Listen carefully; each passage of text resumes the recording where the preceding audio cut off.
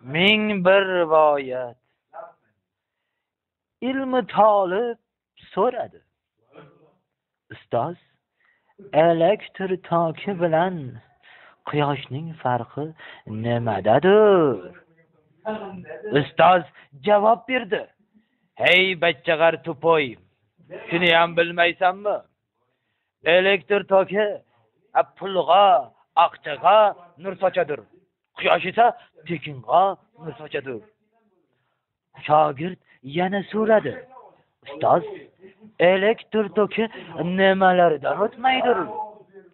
Zaybal bo'lgan ustoz javob berdi.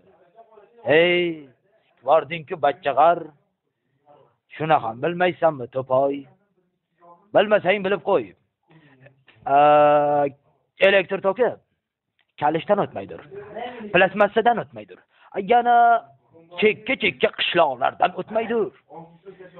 Ilmi talib yana bir bor so'radi. Ustoz, mayitni tobutga solib olib ketayotganda qaysi tomonda bo'lish zarur? O'ng tomondami yo so'l tomondami? Ustoz javob berdi. Hay birodar, xohlasang o'ngida bo'l, xohlasang so'ngida bo'l. Lekin aslo tobutning ichida bo'lmag'in.